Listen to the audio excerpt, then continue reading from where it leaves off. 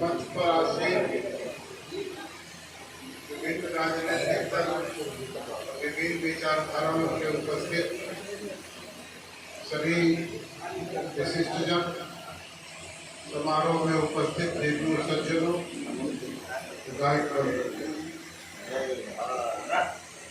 मैं बाबा साहब भीमराव अम्बेडकर के जन्म जयंती पर उनके स्मृति को प्रणाम करता हूँ। उसके साथ ही कहता हूँ पूरी दुनिया में अम्बेडकर की जयंती मनाई जाएगी। मैं पिछले साल इस जन्म जयंती पर उनके जन्म स्थान पर था। वहाँ के समारोह में हमको लोगों ने आमंत्रित किया था, मैं वहाँ था। कनौजिया जी मैं देखा वहाँ, जयप्रकाश जी, तो मेरे मन में गोरखनाथ जी इस बात पर आभास हुआ कि कैसा स्थान है, यहाँ विभिन्न विचारों के लोग पैदा होते। विभिन्न कई विचार इस तरह के हैं जो देश में दुनिया में आज के दिन स्थापित है, वो 100 किलोमीटर के दायरे में पैदा हो। बापू मोहनदास करमचंद गांधी, बाबा साहब भीमराव अम्बेडकर, डॉक्टर हेडगेवार, समाजवादी आंदोलन को आगे बढ़ाने वाले सारे गुरु जी, एक राष्ट्रवादी विचार का, एक इस तरह का विचार जहां से 100 किलोमीटर के दायरे, उसी गुजरात जो भी मुंबई प्रदेश होता था, उसी प्रदेश में बाबा साहब जन्म हुए। जिस प्रदेश उस समय गांधी जी पैदा हुए तो मुंबई प्रदेश, गुजरात अलग नहीं हुआ।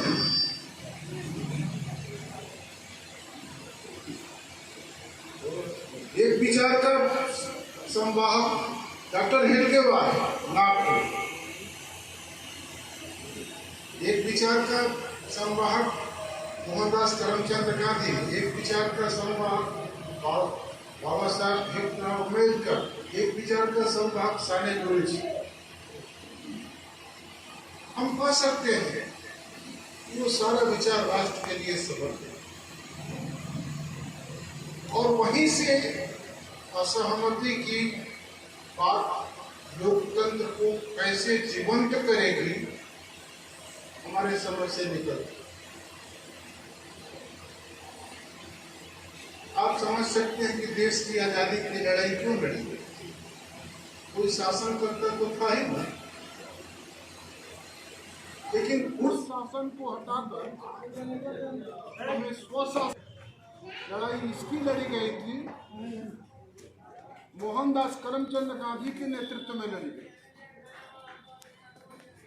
और जिस समय ये लड़ाई हो रही थी, आजादी की लड़ाई, उस समय भीमराव अम्बेडकर उसी भूमि से समाज में नफरत के दीवारों को खत्म करने का एक आंदोलन चला।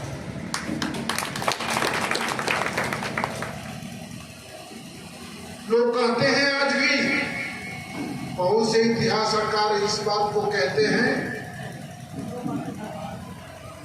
कि गांधी के बहुत विचारों से भीमराव अम्बेडकर की सहमति नहीं थी।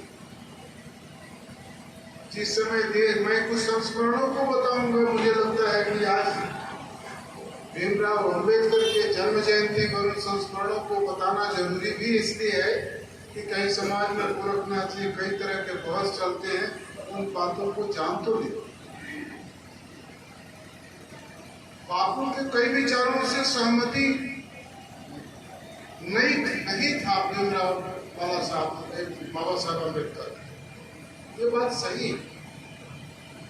लेकिन बाबा साहब का सम्मान कितना उनके मन में था बापू के लिए कि राष्ट्रपिता की उपाधि भीमराव अम्बेडकर ने मोहनदास करमचंद गांधी को दिया था।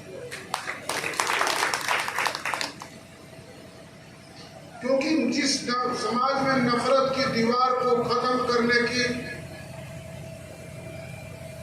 आंदोलन अपने जन्मभूमि से भीमराव अम्बेडकर चलाते थे, अम्बेडकर जी चलाते थे।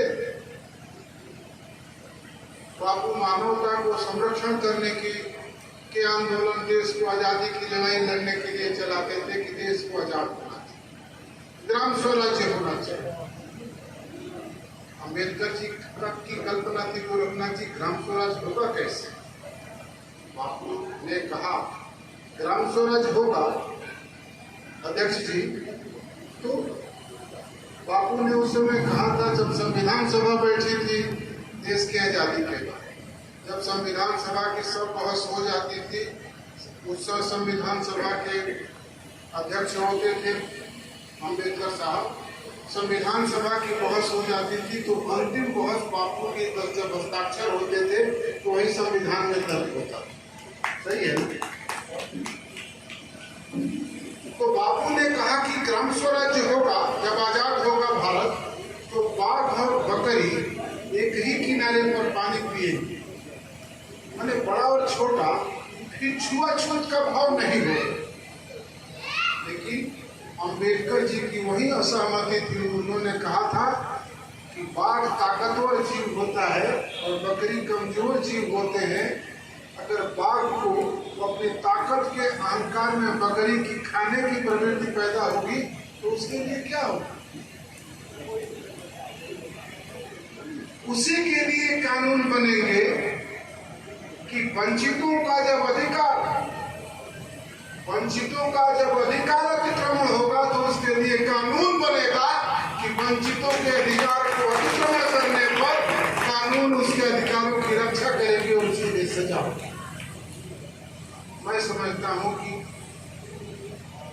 जिस समाज की अवधारणा बापू की थी कि ये समाज बनेगा, इसमें ऐसा सामंजस्य का समाज बनेगा, उसमें कोई नफरत नहीं होगा और उस नफरत विहीन समाज की कल्पना करते थे। लेकिन अम्बेडकर जी की कल्पना थी कि नफरत विहीन समाज बनने में समय लगेगा और उसी का परिणाम हुआ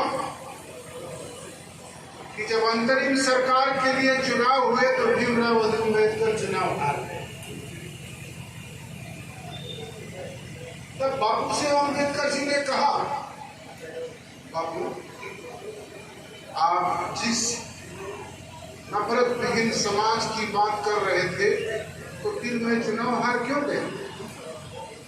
लेकिन अम्बेडकर के विचारों की ही ताकत इतनी बड़ी शक्तिशाली है। आज के दिनों में रामनाथ कोविंद राष्ट्रपति भारत के होते, आप समझ सकते हैं। आज के दिनों में तीनों संवैधानिक पद, राष्ट्रपति का संवैधानिक पद आदिवासी, प्रधानमंत्री का संवैधानिक पद पिछड़ा वर्ग और उपराष्ट्रपति का संवैधानिक पद पिछड़ा वर्ग।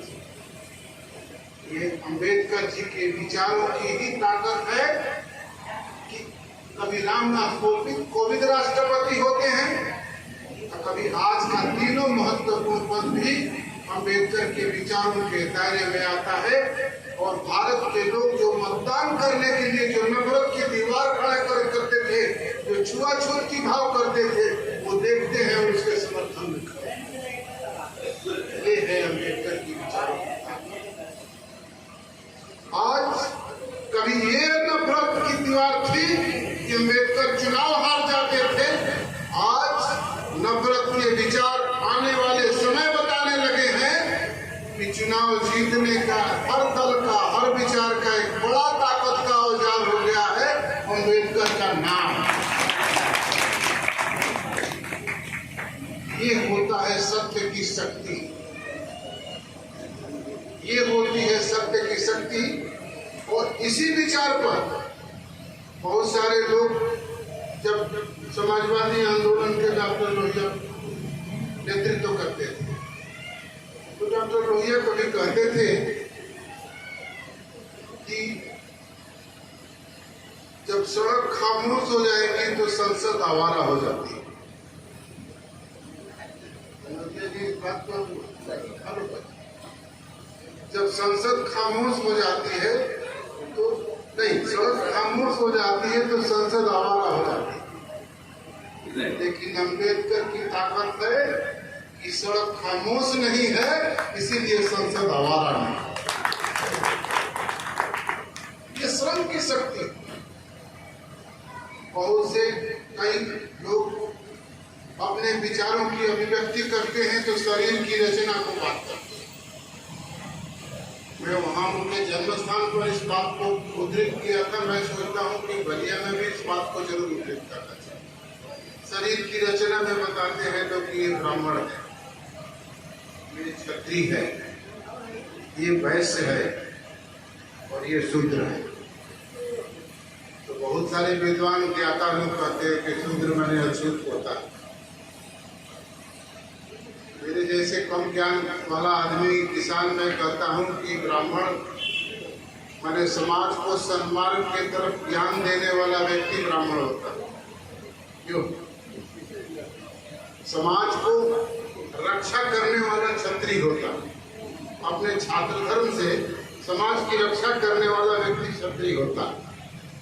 अपने व्यवसाय का दशांश समाज को देने वाला वैश्य होता है। और मैं जब उद्धृत करता हूं तो जिसको अछूत मानते थे मैंने कि श्रम की शक्ति ही तीनों को, वैश्य को, क्षत्रिय को और ब्राह्मण को अपने ताकत पर खड़ा हुए रखी। तो कैसे अछूत?